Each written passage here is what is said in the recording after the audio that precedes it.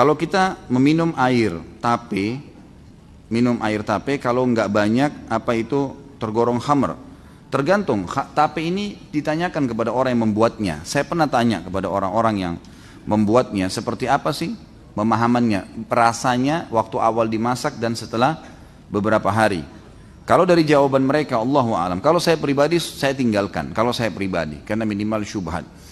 Dan antum tanyakan pada diri antum, kalau saya tidak makan, kenapa? Nggak ada masalah. Walaupun itu favorit kita ya, karena minimal masuk dalam bab syubhat. Tapi kalau seandainya tanyakan, saya pernah tanyakan, Pak, ini kalau dimasak, kebetulan saya mampir di Tol Cikampek pada saat ada saya taklim, kemudian ada penjual di kiri kanan, saya sempat tanyakan, ini bagaimana sih pembuatannya, ini mengandung memabukkan nggak Pak? Bahasa, karena mereka biasa yang buat tahu itu. Ini kalau baru dimasak Pak, dia bilang tidak berpengaruh kalau baru dimasak. Tapi kalau sudah tertinggal beberapa hari, terkena udara, maka ini memabukkan, gitu kan? Maka kalau dari perkataan mereka ini, yang jelas berarti kalau awal-awal dibuat belum mengandung, ya, belum memabukkan, maka insya Allah tidak apa-apa. Tapi kalau dia disimpan seperti masalah anggur misalnya, anggur itu kan halal buahnya. Tapi kalau dia difermentasikan dan akhirnya beralkohol, ya, jadi haram. Minuman keras zaman Nabi SAW dari anggur, anggur kemudian yang sudah dikeringkan juga kismis halal. Tapi kalau kismis sudah direndam di air, dibiarkan sampai berapa hari, kemudian sampai berbusa beralkohol, jadi haram, jadi memabukkan. Dan dia manisnya agak berbeda gitu kan, berubah. Maka ini dikatakan para ulama dalam buku-buku fikih, ini rasanya berubah. Rasa berubah dari rasa yang sebenarnya, itu berarti sudah terkontaminasi dengan hal-hal yang mengkhamarkan atau memabukkan, maka semestinya dihindari.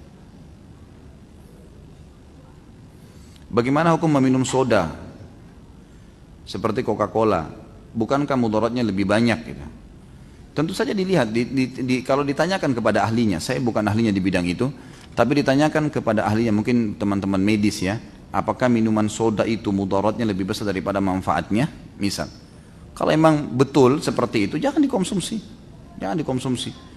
Kalau saya sih memang pribadi minuman-minuman soda ini saya selalu sarankan keluarga saya untuk tinggalkan, gitu kan?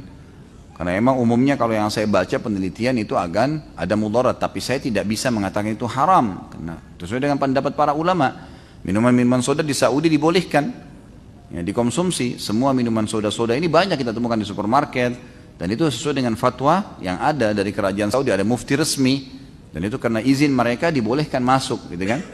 Maka berarti itu boleh, pendapat dari ini boleh dibolehkan. Ya. Jadi ini Allahu a'lam yang saya tahu, kembali kepada hukum umumnya, karena dia tidak memabukkan, hanya mungkin dia Allahu a'lam mudaratnya, ya. Kalau mudarat itu dilihat dari mudarat yang sifatnya memang berbahaya bagi dia. Kalau berbahaya tinggalkan, jauh lebih aman. Minimal kalau syubhat lebih aman untuk ditinggalkan. Bagaimana dengan buah durian? Bukankah kalau kebanyakan bikin mabuk? Ya. Bikin kenyang, iya. Saya makan durian tidak mabuk. Enggak kok, insya Allah enggak termasuk. Ya. Jadi jangan semuanya ditarik ke masalah khamr ya. Jadi seperti apapun, antum makan nasi kalau makan satu bakul mabuk juga tuh. Jadi kekenyangan nggak bisa jalan juga kan. Jadi jangan dipakai istilah mabuknya itu. Mabuk itu memang betul-betul yang keluar dari jalur gitu kan. Oh, dari akal fikirannya gitu. Nanti akhirnya demo semua penjual durian nanti. Itu buah halal, sebagaimana halalnya anggur gitu kan. Anggur kan asal khamr ya, dibuat dari situ, tapi dia jadi halal karena dia masih buahnya. Selama buah insya Allah nggak masalah.